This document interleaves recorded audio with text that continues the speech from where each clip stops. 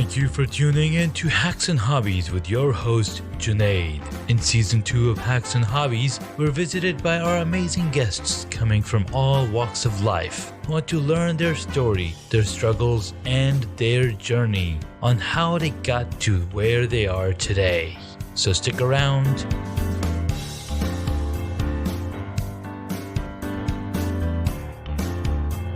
In this episode, I get to speak with my good friend and my good brother and brother-in-law, Omar Moinuddin. He's a software engineer, but he's also much more than that. He is a much more creatively connected to his artwork than I am. I mean, the first time I saw him drawing Batman, it's like, what? You can do that? Like, yeah. And then I realized that, a lot of engineers are much more creative than you would imagine, because writing code is a creative process. You can get to the same point, but many different ways. Like, no two coders will write the same code. And so he's been doing lots of cool things recently, and I'm just like, we need to bring you on and talk with our audience, because we talk a lot about hacks and hobbies and life journeys, and what better way to do that than on a podcast. So Omar, thanks so much for joining again. Yeah, thank you so much for that really nice introduction there, Junaid, and really nice to be talking to you again. Of course. So yeah, where do you want to get started? So I know you've been doing a lot of different things, including being a parent to two kids and raising them and taking the load as a parent. And we've had a lot of parents come on the show and talk about, what it is to be a good person, what it is to be a gentleman, what lessons we want to teach our kids. So go through that route, and then we can go into some of the hobbies that you've taken and accomplishments last year. What it took for you to get in shape and make those Spartan races happen. Yeah. So being a parent, man, it's definitely been a journey. I think almost everyone, when we reflect on it now, you always think about the fact that it's never quite what you expect it to be. You always go in with a lot of expectations about what it's going to be like to be a mom, a mom or dad, and what it's going to be like to have kids. And then it really happens, and you're like, okay, this is nothing what I thought it was going to be like. It ends up being usually a lot more stressful, a lot more involved, and at the same time, it's full of wonderful moments and the things that you would. You just have to experience it, right? It's like the Matrix. You have to go through the whole process to Mm-hmm. appreciate all the good and the bad. And I think the hard part to me these days is that my wife and I, we both are fully employed people, and on top of that we have two girls Mm-hmm. that we are trying to raise, and it becomes a really tough balancing act to fit in your work schedule, fit in your time that you have to spend with the kids, and then also try to carve out something for yourself, to kind of keep yourself sane. Because I think that you're just only doing work, and that you're just on this route to get burned out. Mm-hmm. They call it the rat race, right? You're just racing back and forth, hoping something new will emerge, and you just have to pull yourself out of it and do what's good for me, right? What's good for Omar? What's good for Sadia? What's good for me?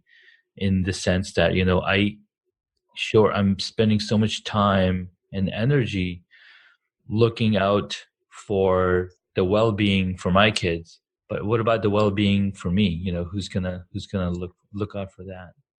Yeah, and we're living in this world now where there's so many things, vying for our attention, right? I mean, it's like there's no shortage of something wanting to take you away from focusing on yourself. Whether it's just wasting time, in my opinion, sometimes wasting time watching too much TV, or Oh just my God, yeah. surfing too much internet, or Hmm. spending a lot of time on Reddit or YouTube or whatever.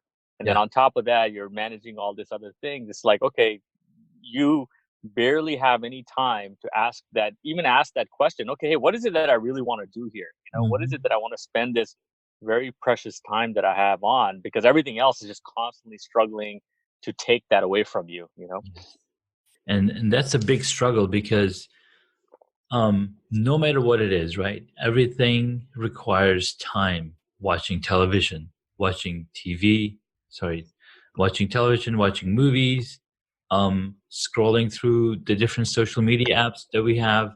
If they're not providing us with a way to expand ourselves, then it's a time waster. Unless you're connecting with people, connecting with brand new people, and making a difference in their lives, and they're making a difference in our lives, then it's worthwhile going that route. But then just scrolling through content, scrolling through websites, it's great. I mean, it's a sure, we do need that every once in a while because we just don't want to think anymore. We don't want to take that burden of just you just want to shut your brain down, relax, watch a funny movie, laugh your head off, or go to a comedy show, or go to the movies, and you're just turning that off. But then you also need a productive outlet that is giving you, like, you're growing. Your life is not stagnant anymore. You're growing mentally, you're growing physically. And they say, if you're not exercising, your body is deteriorating. Sure, And sure. the recommended exercise that they say, 30 minutes 3 times a week, is just to maintain what you have, because maintenance requires, and it's not even, like, for example, if you wanted to train for something that you're not normally doing, and that's the next topic, right? Like, you have to train for your Spartan race, right? So how did that, like? Yeah, so one of the things, just kind of to tie in the thing with the kids, we between the wife and I, we were really having, a hard time trying to find time for ourselves. And especially when you don't have a specific focus to really drive you to want to do it, it's Yeah. hard to just carve out time to go exercise, and just I'm just want to gonna exercise, but just exercise for the sake of exercising. Mhm. Unless you're, Arnold, and that's just all that you focus on. Even if you, I think even he had a goal, right? He wanted to become a bodybuilding Mhm. champion and so forth. And so I think this is where one thing that started to happen. This is kind of something for anyone who's thinking about having kids or has kids, young kids already, is that things do get better. And that's one thing we realized, that hey, as the kids started to get older, they Mhm. do your time does start to free up. And that's really what gave us an opportunity to say, okay, look, we really want to get in shape, but just working out is not giving us enough motivation. And my wife at the time, I think I've always talked about it, that I wanted to do participate in one of these obstacle course racing type of events, because they look like Mhm. fun. They have, you get dirty, you get a chance to kind of be a kid again. You're jumping Oh, over yeah. obstacles and walls and climbing ropes and stuff. So Yeah. she and I've always talked about it, but I never took the initiative to just say, okay, let's commit and do it. Mhm. But I was lucky, she ended up just finding something on Groupon, and we ended up, signing up for one of these events. And then knowing that this event was coming up and kind Yeah. of reading about what we needed to do, that helped to really spark that fire to say, okay, we got to start dedicating some time to really try to train for this thing. And then that helped us to find some other people that were doing the same thing, Yeah. and we got with this group that met a certain times, during the week to train up. And again, this kind of leads to, you surround yourself with other people with common goals. That just helps you so much more to kind of push yourself to commit to something, because they kind of hold you responsible a little bit. People will call you Absolutely. out when you Mhm. don't show up. It's called social accountability. Right. And something that I've involved myself into, right? So starting a podcast was very interesting. And initially, I was just self motivated because I was enjoying the beekeeping process and talking about them. And then I joined the Anchor community, which is all of the podcasters. And now you're listening to other people's struggles, what they're doing to do their podcast, and then it kind of motivates you. And then the 30 days of videos challenge, that was also, a concerted effort where there's 30 people in this LinkedIn messaging group, and they're all, pushing each other and cheering each other on. You got your first video, now you got your second video, and then you get that feedback, and then that feedback loop just helps you build more content and build more confidence into moving forward. Yeah, and without it, it's so easy to be like, I'm too tired. I don't want to do this thing today, and then just give into it.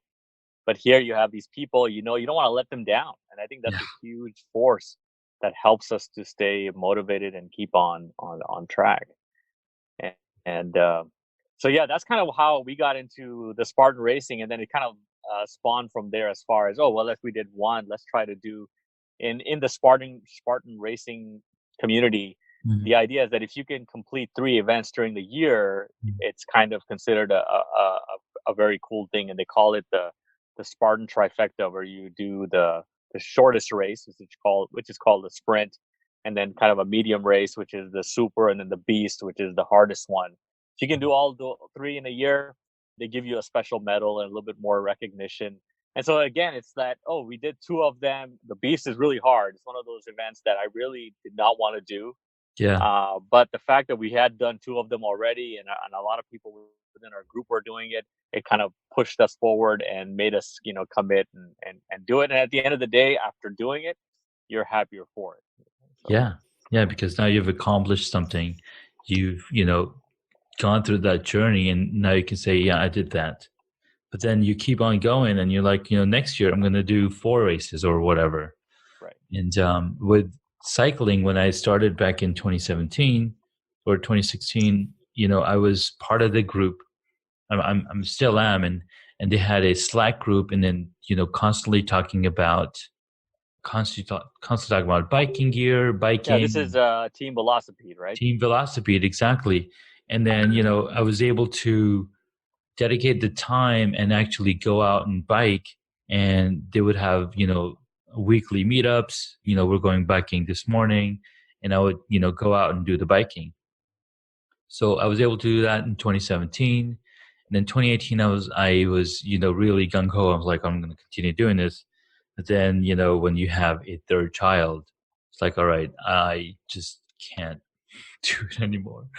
Yeah, I think it's then you're kind of back to square one, where okay, the kids take up a lot of time, and you really got to just focus on that one thing Yeah, that you really want to spend that free time on, and yeah, then hopefully once the kid gets a little older, you'll yeah, recover a little bit more time, and then you can kind of go back to focusing on the cycling plus the podcast and everything else that you do. exactly. So Um, actually, what's funny is that one of those. So last year, I did manage to get out on the bike a couple of times, and I think 2 of the times I recorded myself while riding the bike, so became the podcast on the bike episode.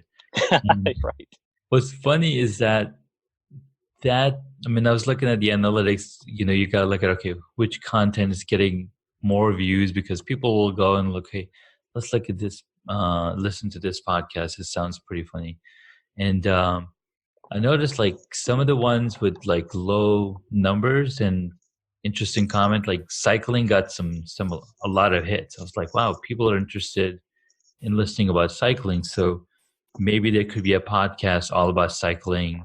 And my brother-in-law is huge into mountain biking and single gear biking. I was like, Sure. you started he started a blog post, a blog to talk about, cycling. It's like, why don't you do a podcast instead? Yeah, or maybe just you guys can do a couple of episodes focusing Yeah, on the equipment and all the yeah, stuff that's involved in the biking world, because that's the part that, to be that's not a honest, bad just idea. I'm interested in, and also it's something that I have a big fear of, in the sense that there's just so much to it, No, and you're sometimes you absolutely right. just want a little consolidated look at it, Yeah, yeah, and the fact that you've kind of went through that journey of, going, okay, I want to get into this cycling business. Okay, here's all the stuff that you kind of had to acquire to really do it yeah. at a certain level. No, that's a really good point. That could make a good post, because our good friend Adil Khan, he was going into the same process when he wanted to buy cycling. He's like, I want to get into cycling. I need to buy a bike. And then around the same time, Performance Bicycle, they filed bankruptcy, and they're like, oh, we're selling these bikes, and these are the only ones that we have in stock.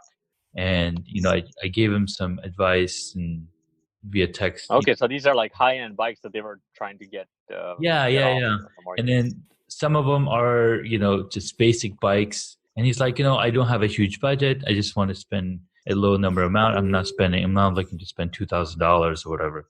Right. So then he said, okay, these are the two bikes that they have available. Which one should I pick? And I told him, get the road bike because you're going to be riding on the road, and it'll be better in the long run. But when you're getting a hybrid bike, then the wheels and the tires are sure good, but then you're only working so much. But with a road bike, you have a more, I think, more sporty feeling, and I think you work a little harder on a road Mm, bike. You're positioned more aggressively on the bike. right. So it's better from a conditioning point of view if that's your goal. Yeah. Yeah, yeah, yeah. So that's a good idea, man. Thanks. I'll Yeah, jot make it it happen. down. That'll be an episode that I'll definitely be listening to. That just to hear some of the inside knowledge of basically buying a bicycle and some of the things people need to consider when they're going to And enter the sport. and I can actually, because I'm part of Team Velocity, I can bring on some of those guys because some of these guys, they've been biking for many more years than I have, and they Right. can absolutely have an insight on it. On this is what you want to look for, and these are the different brands and whatnot. All right, it's a good idea. I mean, even yeah, yeah, for sure. Okay, so I So don't yeah, know. I mean that's basically Yeah. how the wife and I got into the Spartan racing stuff, Hmm. and the best part I think to me about Spartan, if anybody's wanting to consider doing it, Yeah. is that you do have this different types of categories where you can be in a competitive group or you can kind of run it in an open group. Hmm. And that means that when you're if you want to run in the competitive group, then they're very strict in terms of the fact that you have to complete all your obstacles, you have Hmm. to do them all on your own, and if you miss anything, then you are required to do a certain number of burpees, which is that push up jump thing, and you have Oh. to do I think 20 some burpees, and that can be pretty intimidating when someone thinks, oh my Hmm. god, I'm gonna have to do all this plus run this 12-mile long race or 5-mile long race or whatever. But on the other hand, on the open group, it's kind of it's much more relaxed and it's an opportunity for people to work together. So you can help, your if you and your like my I always run it with Sadia, Hmm. and so me and her will help each other out. In some cases where she needs some help going over the wall, I can help her Hmm. with that, or if she needs to help me do something, she'll do that, and then it makes for a really nice opportunity for us to connect too. And Yeah. that's another thing that I really like because you're kind of there in the moment. You don't have time for social media. You don't have time for distractions. You're kind of both there Yeah. doing this thing together. Yeah. And so you kind of have this. It was really weird, but in our normal daily life, we have our conversations are always full of so many interruptions because of the Hmm. kids doing something or something Yeah. else going on. And it was these doing these types of events created this moment where hey, we were just kind of both there. There was nothing else and it was a Yeah. chance to just kind of be together. So I think it was really good in that aspect as well, which was something I totally didn't expect when I was signing up to do it. Yeah, no, that's you make a really good point about that because remember when you introduced all of us to snowboarding Right, right, and we had similar experiences because now, we're just focused on learning, focusing on just staying up and going down the slope. But then we also, social media was not huge, but then spent a lot of time and learning, having that journey, learning together. And if you noticed in the world, or lately, what they've been having is they have these events like paint and wine, drink and paint or something. Come together with your significant other or a friend. You go together and you do painting, or you go together and you're building some, handmade objects. out of wood and raw material. So there's a lot of things like this that are coming up that you can go. You can go to this. I think we saw this. Basically, you go to this commercial kitchen, and they have all of these benches, metal benches, and there's an instructor, and you're basically cooking something together. Right. So doing these activities, it's they're not hobbies, but they're activities where you get to spend time. Uh, it's like going to a dinner or going. Yeah, it's an opportunity to do something together, which is pretty cool. Yeah, for Nice. sure. And I think we should definitely try to do more of those things. Even when you come visit, I think we Yeah, should carve out some time to just go and do one of these activities, whatever it is. exactly. Because again, it's a chance to just get away from these things that are always trying to grab our attention. Like you said, the apps, the social media, the constant the red dot that shows up that compels you to pick up your phone and see what the heck it is, even if it's Yeah, nothing of real value, but it just exactly. compels you like a drug. You got Yes. to go check. So what's interesting about what you just mentioned, right? When we do visit, we'll have to carve some time out to go do that. But the one thing that absolutely annoys me is I know it's an awesome gesture from people who invite guests over for food. It's so amazing, right? They're taking the time out of their day, they're cooking food and having us come over and eat food. But it's the 2 hours before and after food, right, that you just sit and talk. It Right. sometimes it's not something that I want to do. And maybe that's just me. Maybe other people feel the same way, but I think that time could be spent more productively. Yeah. Or and I guess sometimes what happens is it depends on the group, right? If you have a mixed match of people at a party, Yeah, then what happens is you don't have any real meaningful conversation with anyone. You're just yeah, doing the hey, how's it going? Where are you up to? What's the weather like? Whatever, and then exactly. and that's it. You don't really connect. And the people you really want to have a chance to talk to, you can't because they're also busy just doing this meet and greet type of stuff, and that's kind of how Exactly. your whole uh, time just gets spent. Yeah, And over the years, I mean, that's one thing I've kind of realized that it's far more important to have really good, meaningful relationship with just a handful of people that matter than knowing 1,000 people, yeah, but not really having any kind of a connection with any of them. exactly. And I feel like the world we are living in today forces you to be more in the other category, which is, you're in the. I mean, do you remember back in the? I mean, I don't know if that's still the case, but people still are vying for likes and number of connections Hmm. they have or Hmm. number of friends they have on Facebook, Yep. and that it takes precedent almost than saying, "Look, I got 5 friends, but these 5 friends, man, they're That's all I really need. people. Yeah, that's the people that I have a great bond with. I love spending time with them and talking to them. Versus the 200 that I have no idea who they really are. I just like their pictures when they show up on my feed. Yeah, so that's a really good point that you're mentioning. So from the marketing perspective and from the perspective of people who have services, people who are offering classes and courses and products and services.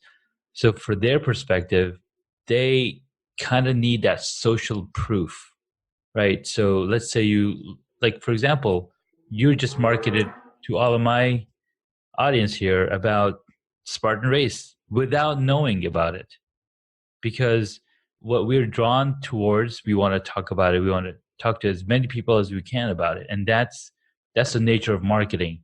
Now, over the years, we've been told that marketing is the same as advertising, which is an absolute, that had to be the case because that's the only place people were just advertising. It was a false when they call it false advertising. Well, marketing is not advertising. Marketing is much more than that. It's about connecting to people. It's about creating experience that in turns make them a believer, makes them a follower, makes them somebody who's passionate. Like for example, I market about Apple products all day long, right? Sure. I'm Yeah. so passionate about it. Just like I'll market And I'm not saying I'm marketing. I'm just being very what's that word? I'm like an evangelist about a product. Sure.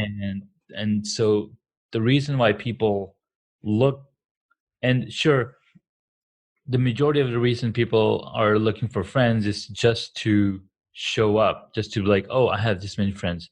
But that mentality is kind of going away to a mentality is how many people can I help be better at what they're doing today Sure. based on what I know. So there's a huge, I mean, the entire reason I'm doing this podcast is so I can help people understand about different hobbies, what different struggles people have gone through to become an entrepreneur, to, what struggle did they go through, what action they took to be.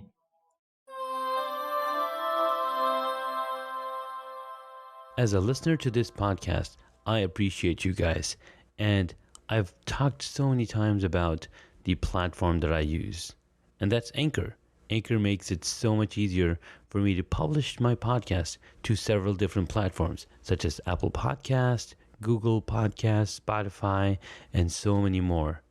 Anchor is a one-stop shop for recording, hosting, and distributing your podcast. Best of all, it's 100% free and ridiculously easy to use.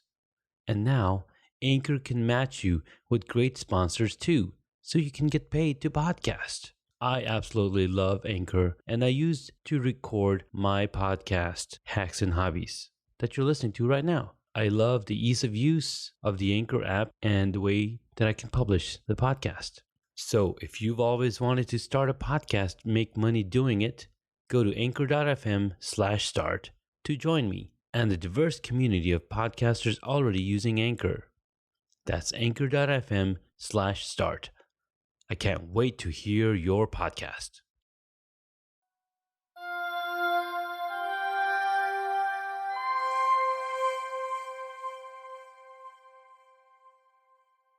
The success that they are. And it's all about, okay, how many more people can I reach? And from that, more people of the reach, who is really, in tune to listening to what I'm talking about, and Yeah, find. there's definitely um, a difference, in terms yeah. of like a friend group versus, in the case of someone who's trying to build some kind of a, whether it's whether they're like you said, marketing Hmm. a podcast or just Hmm. wanting to put out information that's going to be helpful. Obviously, you want to try to connect Yeah, and share that with as many people as possible. exactly. And that's why, like on, I mean, obviously, on Facebook and Instagram and so forth. Yeah, there's tons of people that are just trying to do that. They want to like self-help stuff or exercise and all these kind of Hmm. things. You can see that they're really just trying to push a positive message, and the more people that Absolutely. that can reach, I think that makes a difference. I think, but the key is, I don't think those people at the same time are trying to find a meaningful relationship with that. You're just kind of putting Exactly. information out there, and Yeah. you hope that somebody has a better day for it. Yeah, that's true. So the other thing that Gary Vaynerchuk mentions is, communicate with people or reach out and do, because you can do that right now on LinkedIn. You can see, you can do searches based on your target audience. Like, hey, this person might be interested in the product that I'm offering. They might be interested. So people are then putting videos up. And right now, Instagram is the hottest thing because of the many ways you can interact with people on there. They have direct messaging, they have ads on there. And one of the reason people are trying to get more and more followers on Instagram is as soon as you reach a 10K mark on Instagram, you can have links in your stories, or you can have links in your videos that you post. Oh, But if that's you're interesting. not, So you can actually market products and things like that you're talking exactly, about in your yes. videos and stuff. Okay, But cool. for people who don't have 10,000 followers, they have to pay Instagram a fee and promote or boost their post. I see. Yeah. So then you can say, okay, what's the call to action? Do you want them to go to your profile? Do you want them to go to a website? Do you want to go? them to go to, where do you want them to go to. So it's really interesting. It's a, I guess you could call it, Facebook's way of manipulating people. But that's what it is, right? Facebook wants your money, and the only way they can get it is through advertisements. Yeah, I mean, that to me is like when people complain about ads, when people, watching TV, when people complain about ads, it's kind of Yeah, like, somebody's paying for this thing to show up on your screen to watch. exactly. Okay, I'd say and if you're not paying anything for it, then that Yeah. means someone else is, and they're getting something out of it. And the case for the fact that, hey, we get a place to share our pictures and connect to our friends. This service is not cheap. It's Yeah, coming, it has a cost associated with it. And absolutely. the way that majority of these companies make up for that is Mhm. by selling your information for ads and so forth. And that's just something that we're buying into, and Yeah. it's unfortunately, it's a choice that you are almost forced to make nowadays because Mhm. there's only these handful of places to connect socially, whether it's Snapchat, Facebook, Twitter, Yeah. uh, and all of them kind of operate on the same model. And but if you want to disconnect from all of that, then well, might as well be a hermit because you're basically out of the loop in everything. Yeah.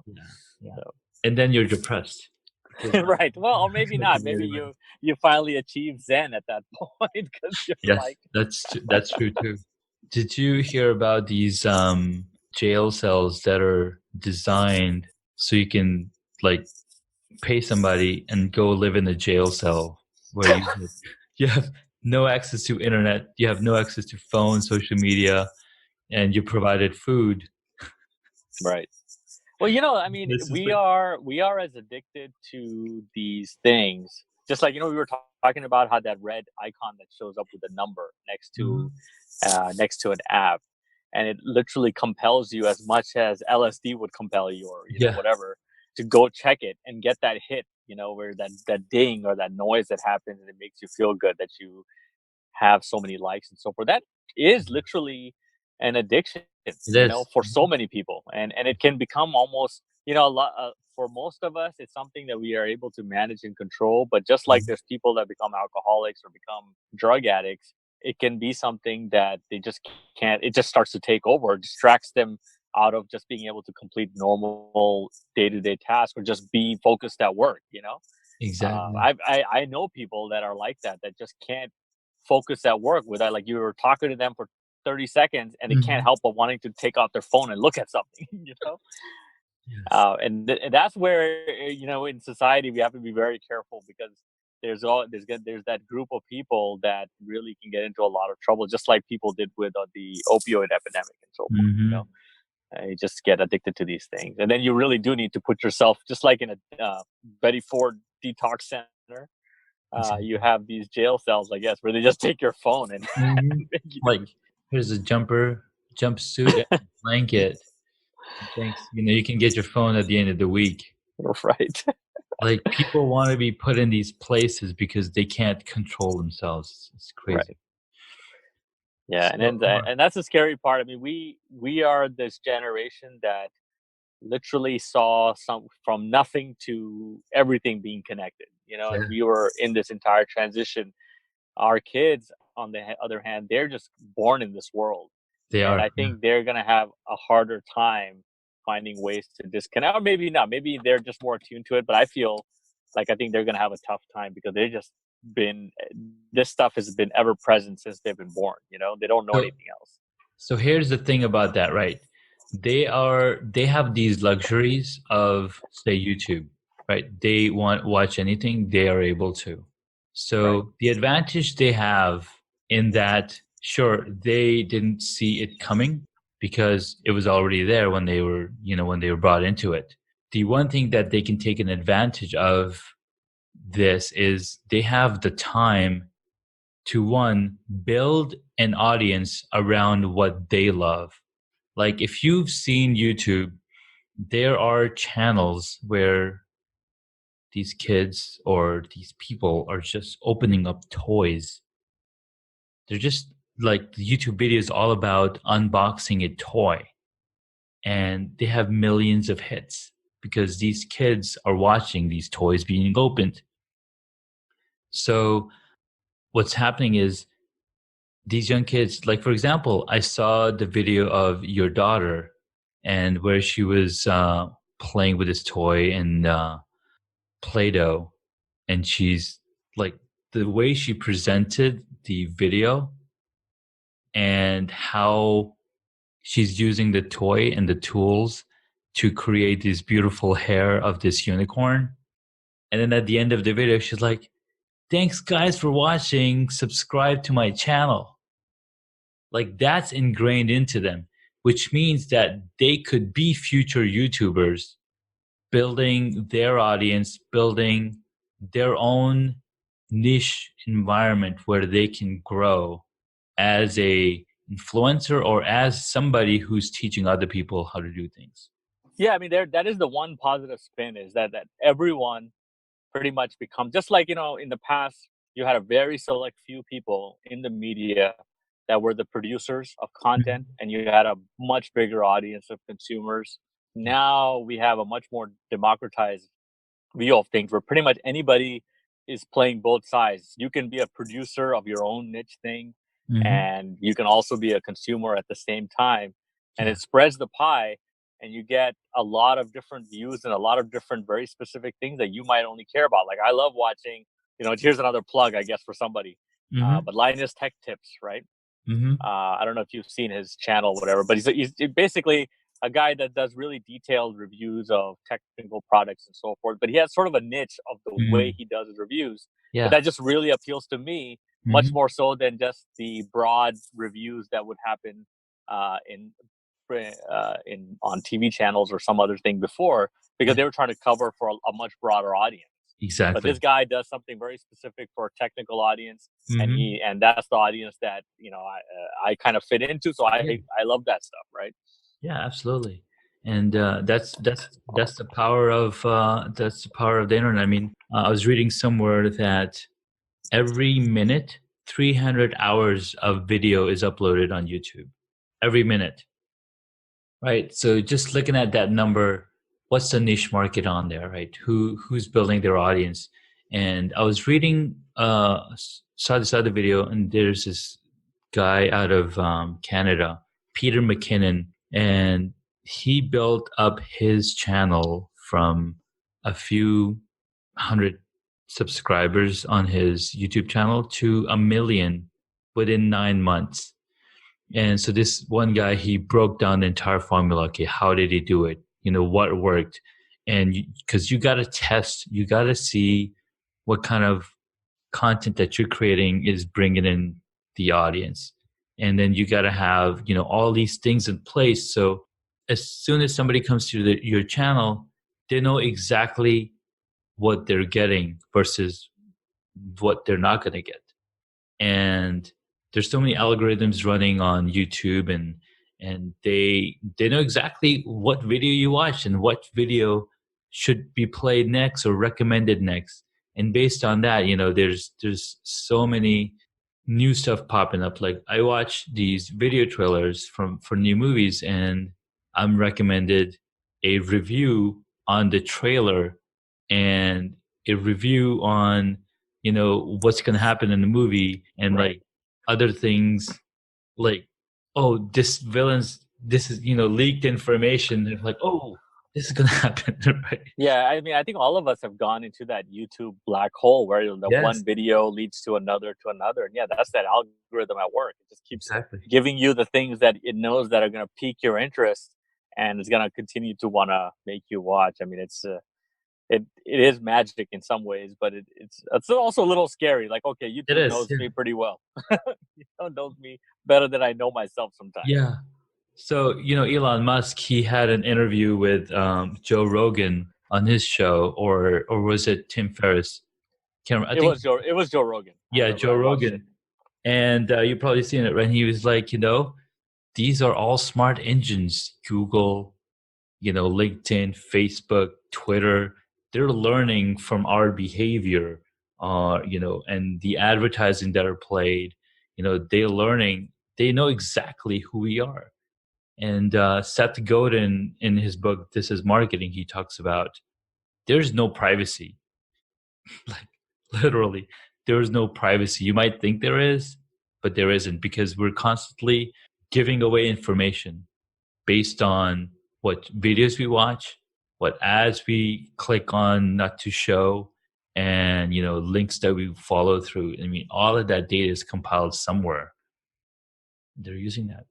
Yeah, and that's where, like, I would love to know, just like you get your credit report, Yeah. it'd be awesome to get like a report from Google to say, okay, this is the kind of personality profile that we've generated from decades of collecting on you, what you search for, or that would be so fascinating to look at, right? Just to It see, would oh be. wow, this is what I'm like. you Yeah. know? That's very true. And you know what? It's very possible. There are services out there that will tell you exactly who you are. And somebody says, don't Google your own name. Like, why? Because you'll get links to these services that'll tell you exactly who this person is, or who that person is that you're looking for. It's really cool. All right. Oh So yeah, that's pretty scary, man. Those are the places where you find out that, oh, I can find out if I have a criminal record, what my past 6 addresses were. yeah. Yeah, it's kind of nuts. So So that's the information you want to look at, right? And if it's presented nice and beautifully in a in a visualization, or a or an infograph, right. I'll take that. That's it. That's the next great idea, Junaid. Custom infographics that get made for you based on your internet personality. Just It shows your bas- persona, who you are.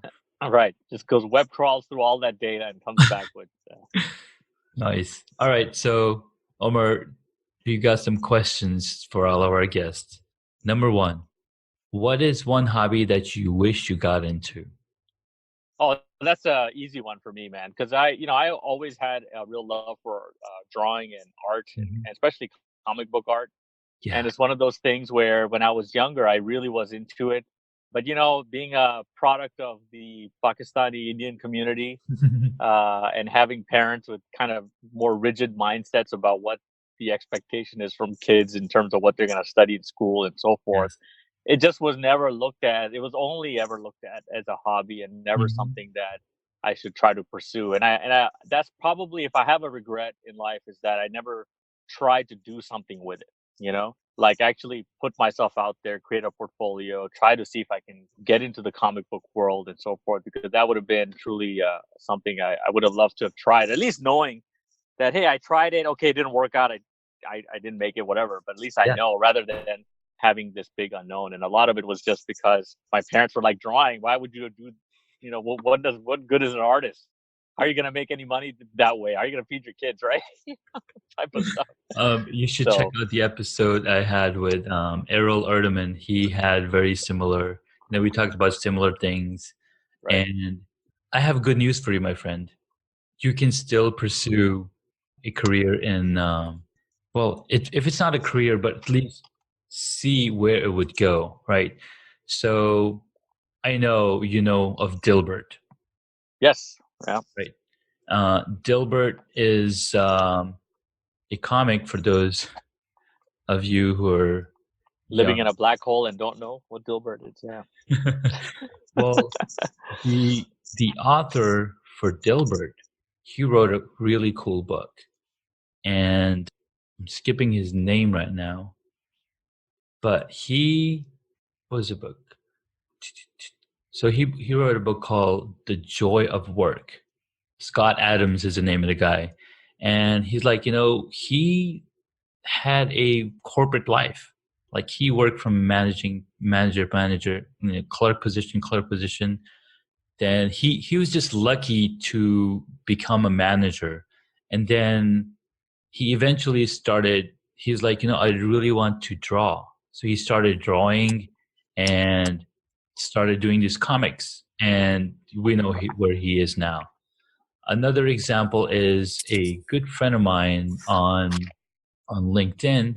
He was doing 30 days of napkin drawings. I think it was so every day he would draw in his notebook. He would just draw whatever came to his mind, and he would just post it on LinkedIn. So every day he had a new post with his painting. So that's one approach you could take into seeing where your hobby could take you. It just comes down to, okay, you just need to take some time out, 30 minutes, whatever, draw something, put it out there, and see what happens. Yeah, and that's it. And you make a good point in that we live in this world now where you have some kind of an audience. I mean, why do you make a Mhm. comic book? Because you want people to read it. Well, this is sort of a way to share what you are good at doing with the rest of the world, and Yeah. then see how people like it. I mean, that's kind of, yeah. I mean, it might not, it's not maybe doing it at a professional level, but it's at a No, level where it could be still very satisfying. here's another one, dude. So I know of my good friend David Calvert. He had been writing a sci-fi novel, which he wrote for like 6 months and sent it to his. He found an editor to edit it, and that book is now on the iBook store or the iTunes store, and it'll eventually be on Amazon and published. So it was a sci-fi novel that he wanted to do, and right now there's tools available for you to self-publish to Amazon bookstore, Kindle, because just like I'm uploading this podcast to Apple, just like you can create a new product to sell on Amazon and eBay, you could do the same thing for books and ebooks and whatnot. So there could be something that you could start, like let's say you have a small story, you just make a comic book out of it. It doesn't have to be too many pages. It could be like 4 pages. There's your story. You can put it up on Amazon. You can put it up on these platforms that are available, and it's all free. It's all free to publish. And another one is another friend of mine. He traveled with his child to like 8 different countries, Right. and he's like, I want to do a children's book. He hired an illustrator, and they just launched their first children's book called Through the Eyes of Om, and they traveled to Singapore. So I was Oh, like, wow, cool. that's pretty cool. Yeah. Another friend of mine was like, hey, I have this idea for this storybook where this little girl, a hijabi girl, she sees the world with her camera, and she can take a picture and visualize it and decode it. So I was like, well, go to here, fiverr.com, and you can find illustrators to illustrate your story. And she's right now working with an illustrator. She's got something going on, and we're looking forward to checking out what's happening with that book. So there You are. know what I like the idea most is that 30-day challenge. I think I'm gonna Yes. try to definitely do one of those things, maybe on Yeah. Instagram or something. Just do something once a day, Why not? Yeah, see if it gets you back in the groove. exactly. I'll definitely share these links with you, of what people are doing. It's pretty Sure. amazing. Okay, what is your favorite movie or TV show? I probably already know this, but for our audience. Yeah.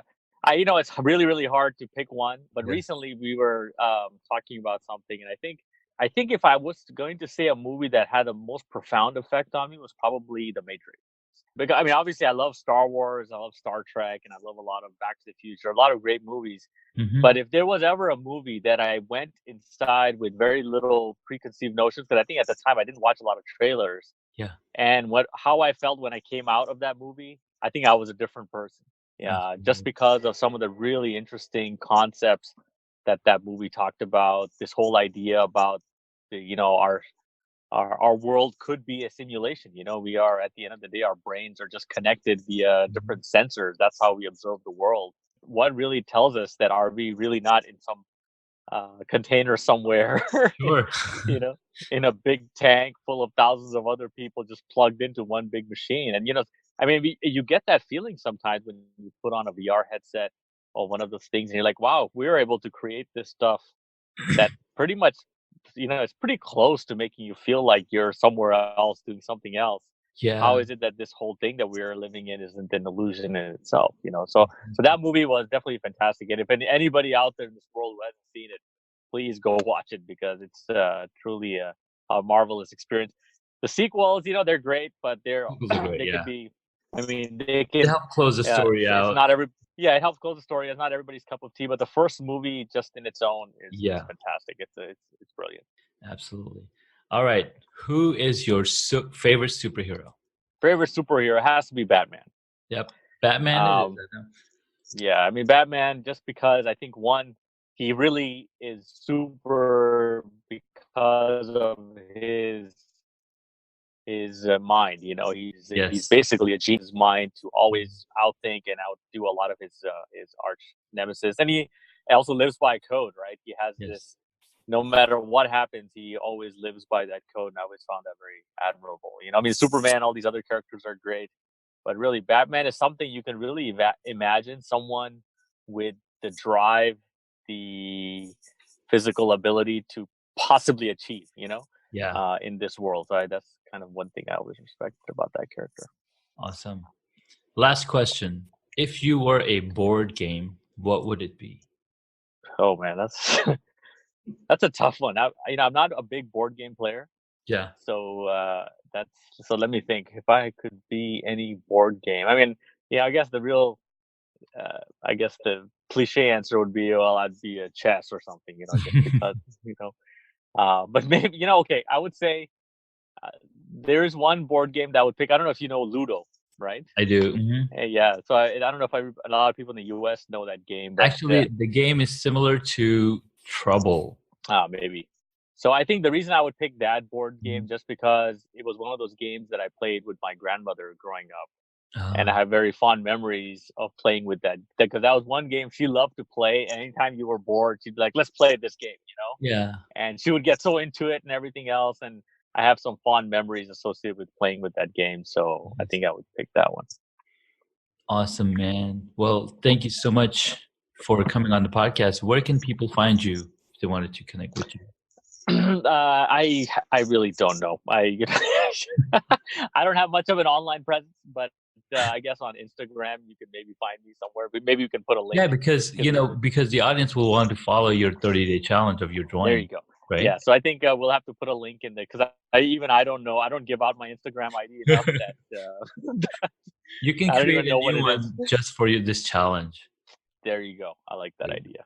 So Awesome. we'll put it in the show notes. Yeah, put it in the show notes. All right, man. Thanks for talking. Yeah, thanks for having me on your show, and it's really great. I think for a lot of us, Jay, you've been doing this thing, and it's a little inspirational, man, because I think we're all in the same age. We've all kind of been through this thing where we started families, and our time became very limited, slowly, and it's hard to find time to do the things you're really passionate about. Yeah. Seeing you do this is kind of inspirational for us all, and I think we're all going to try to adopt some of those same habits Yeah, and hobbies that you're doing, and hopefully get more time for ourselves back. exactly. I think I should bring more family on. Yeah, this way you can get to know a lot of your family that you might be like, I haven't talked to you in years. Yeah. Let's chat. Why don't you talk to me on Zoom? All right, man. All right. Congratulations, you made it to the end of the episode. Thanks so much for listening to our guest on this episode. Please send me an email at junaid@hacksandhobbies.com to tell me what you loved about our guest today. You could find links mentioned in this episode on the hacksandhobbies.com website.